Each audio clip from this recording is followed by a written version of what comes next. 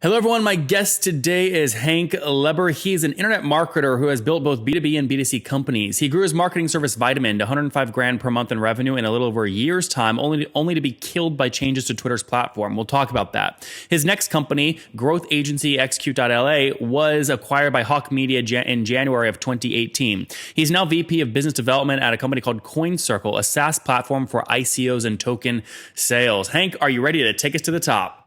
Absolutely, Nathan. Happy to be here. Yeah, so you're a fan of the show, right? You listen. Yeah, big time. And the reason that we got connected is I was putting together my LATCA 100, the fastest growing SaaS companies. And I said, I should touch base with Hank, see how Vitamin's doing. And you wrote back and said, actually, it's dead. And I said, what? You were doing like 1.2 million in revenue back in, what was it, January, February, March, May 2016 when I had you on. What the hell happened? So let's start there. What happened? Yeah, sure. So we had a really fast run. We found that what we were doing with automation on social was really helping drive web traffic for small businesses and early stage companies. A lot of likes, favorites, follows, retweets, comments, mostly on Twitter, but it could work on like Pinterest and Tumblr. But Twitter was really working well for us. And, we're charging $1,000 a month for the service. We were bringing really high quality traffic to our clients and customers, and the growth was really happening rapidly.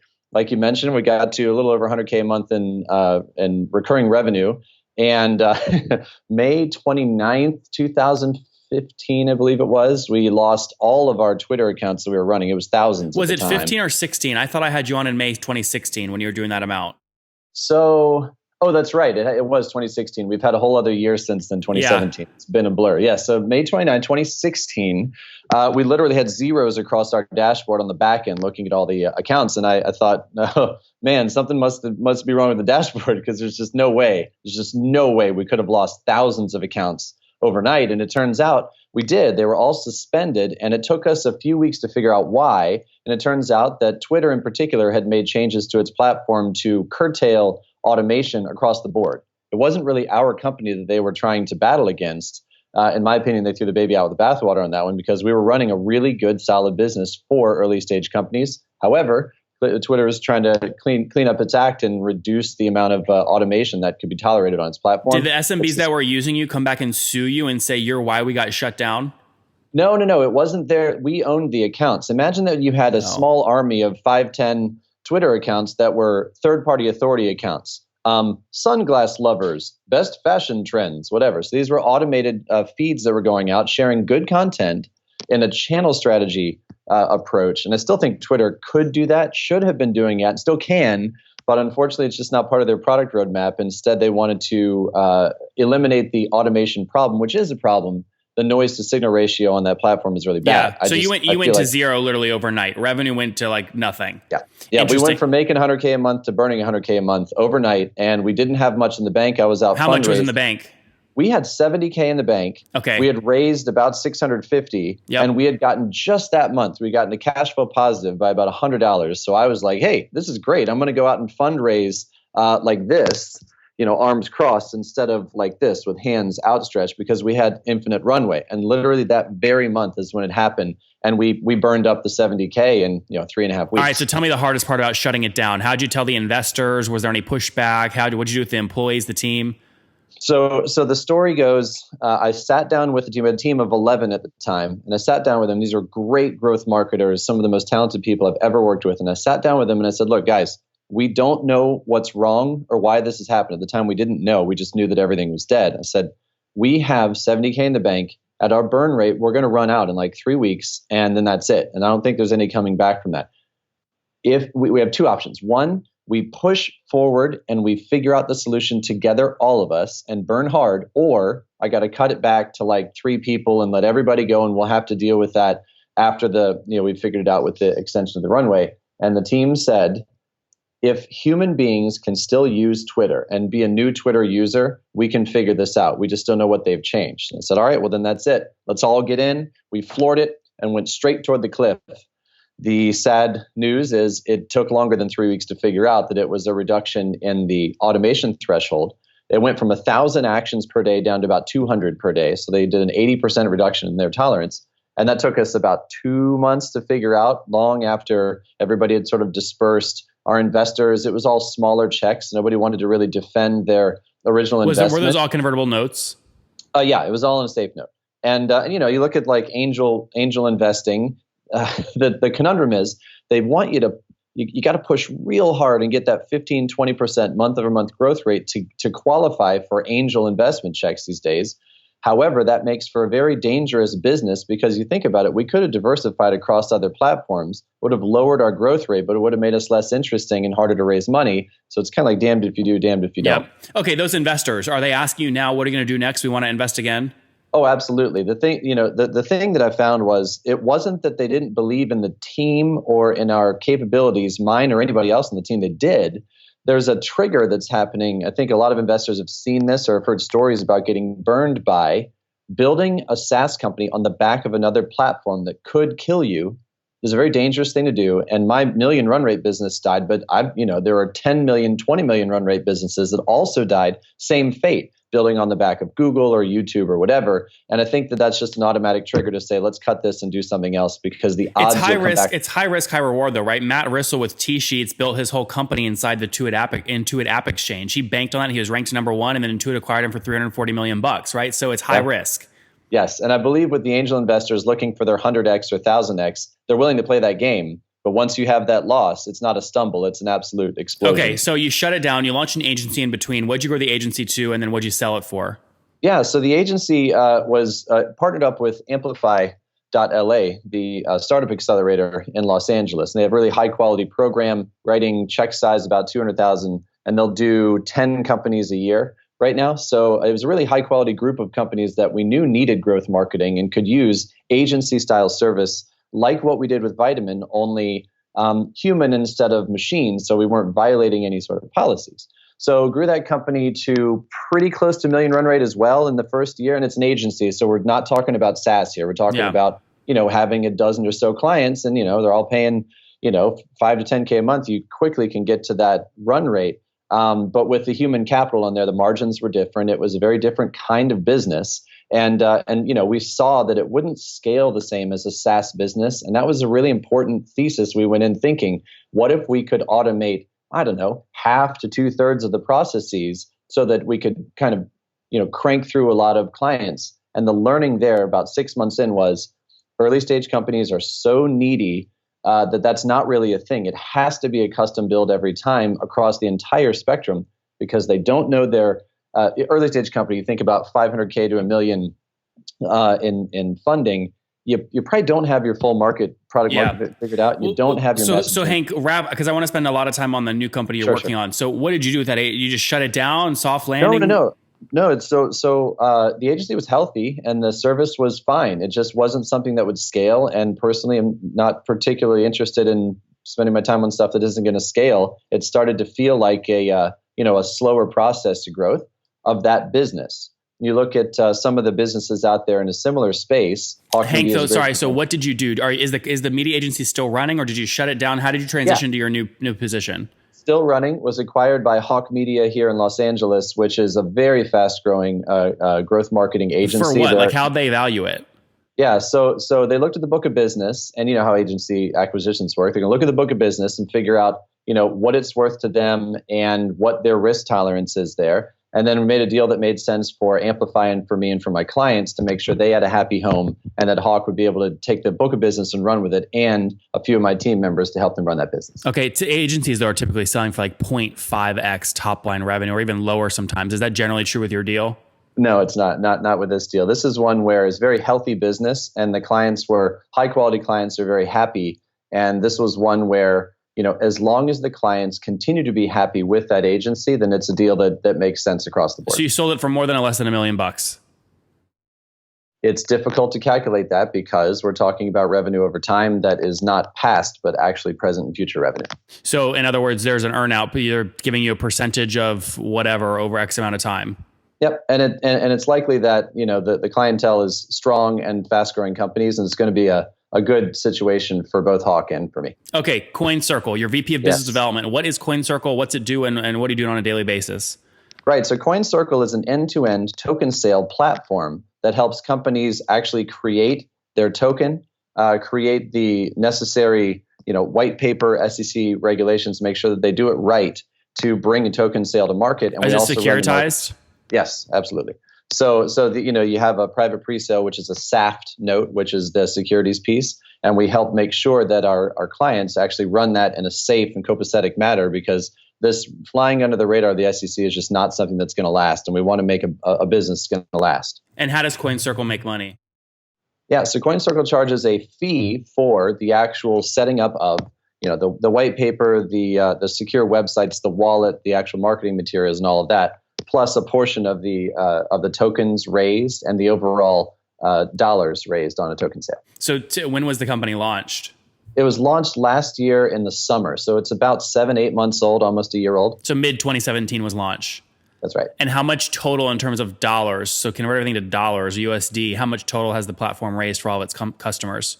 Right. So the major token sale they started with last year was Unicoin Gold, which was the token created by Unicorn, Mark Cuban and Ashton Kutcher backed company, which is esports betting. Unicoin Gold did a $31 million token sale. And once they hit the exchanges, that did a 6 or 7x, and is, as the markets are going now, down a little bit below that. But it's a very healthy token sale to come right out of the gate. And from that, we learned a ton about the token sale economy right now and the marketplace, and have multiple sales lined up all of 2018. We're working on 2 right now concurrently, and then 3 or 4 more that are coming down the line. Mm-hmm. And I literally can't tell you what they are because that's against the SEC regulations, but we have a very healthy 2018 coming off of a really successful first run with Unicoin Gold. So Unicoin Gold, it looks like they raised about 112,000 Ether. For the audience, I mean, how do you convert that to 31 million? Is you just take the current Ether price and multiply? Yeah, so that's the short way to do it. And then you think about what happened on the exchanges when they come out, and they're listed on a couple smaller exchanges. And then when they hit Bittrex, they jumped up a lot because those prominent exchanges, you get just a ton more volume and exposure out of it. Well, what is that? I don't understand that. Okay, so you've got a token sale that happens, and that you sell the amount of tokens on the token sale, and that's Ether that comes in that has a market value, right? And then your token has technically raised money through that token sale. And then a few weeks later, you get listed on an exchange and people can start trading your token. And that's where the volume the volume increases and the price of the token goes up. So because people can speculate if they want, and emotions Absolutely. Can drive the price up. And that's exactly what's happening right now. I mean, it's not, everybody knows that these businesses, a lot of them don't have a P&L right now. Unicorn does, but a lot of these companies that are doing token sales are doing it on a product that isn't actually in the market yet. And that is a highly speculative window. I think 2018, you'll see, businesses, legitimate businesses running business on their tokenized products. And that's going to change the nature of what it means to be on an exchange. So 31 million raised, where does that money actually go? Does it go to like the Unicoin BB&T bank account and they use it to fund the development of the thing? Like, where's it go? It's a good question. I'll tell you that I don't know what Unicoin Gold and Unicorn is doing with it, but I'll tell you this: businesses can choose to keep it all in the market and kind of roll the dice and see where the wind blows, or they can pull some of it out into fiat and keep it in the bank and use it as actual burn or runway. And I don't know what Unicoin Gold has chosen to do, but it's definitely a big difference whether you want to bet on the market or not and keep it in there. Unicoin Gold has a little bit of checks and balances because you got folks like Mark involved. So there are other examples of these ICOs where there's not a rogue, but like a CEO, a smart developer, a smart marketer, maybe somebody like me that goes out and raises 15 million on a token issuance.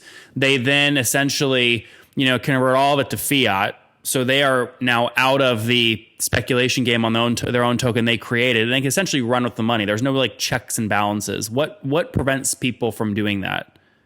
Unfortunately, there's not a lot that prevents that right now. What is happening just from the last year until now, really the last 6 months, is the wisdom of the crowd is really helping sniff out some of the bad actors ahead of time. Unfortunately, we've seen a few of them actually slip through the cracks and do less than favorable things with the token sale raises. But yeah, we're in a very Wild West period right now where, you got a white paper out there with a product that intends to go live on the first day of trading.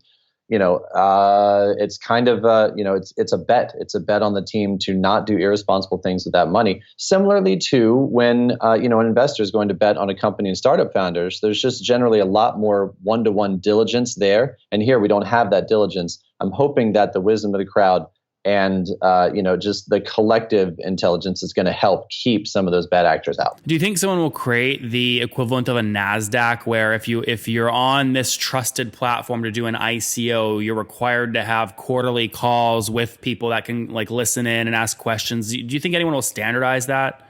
Yes, I do. And God, I'm blanking on it right now. There is a company that's trying to do a sort of Alfred of crypto, and I can't think of it right now. Damn, I wish I could bring that up. Email it to me. I'm just curious. I have exposure in the crypto space. I'm a LP in a bunch of VC funds that are trying to figure out the space and get exposure. And I love spaces that are changing fast, and this is a fast changing one. So.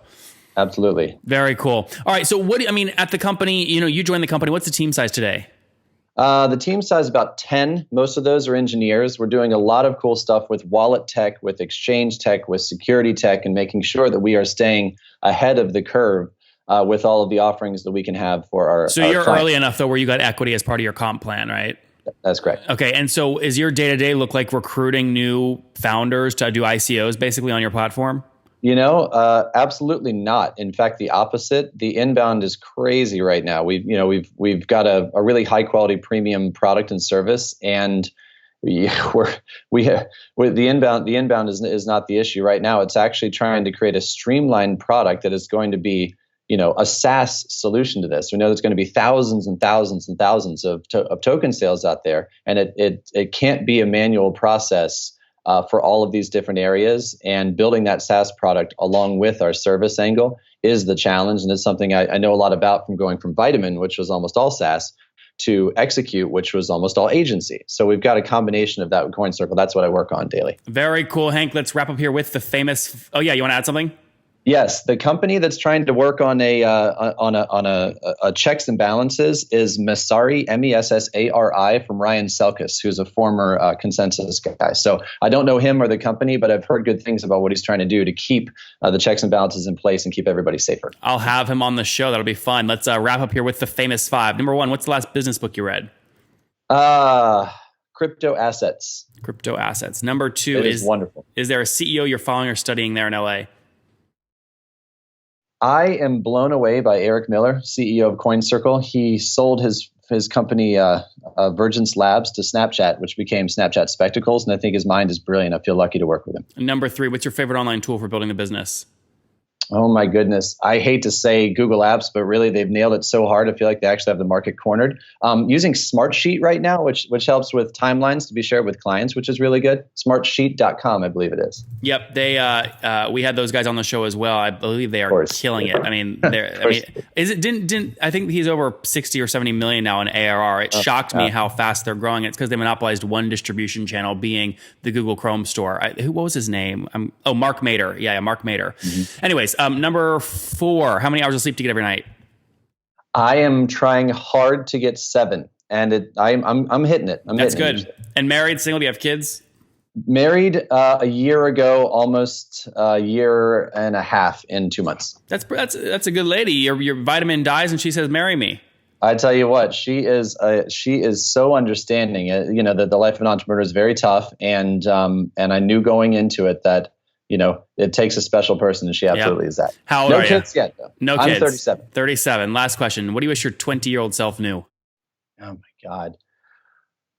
I wish my 20-year-old self knew that there are 10 years where you can go hard as you can in any direction you like, and you don't have to worry about whether or not you have a job and what your LinkedIn looks like. It's only that you're maximizing your potential because you truly are free in that decade.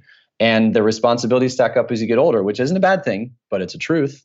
And you don't have that at 20 that you do at 30 and then 40. And I'm sure it gets even harder and harder as you go. There you guys have it from Hank. Go hard in your 20s. You have during your we'll call it your pre-responsibility decade. Go hard then. Anyways, he launched Vitamin, grew to about 1.2 million in ARR back in May 2016. Twitter changed their algorithm, specifically their threshold for basically automation or API calls, I imagine, and it basically killed their business. He shut it down even though they'd raised $650,000 and had about 9 employees.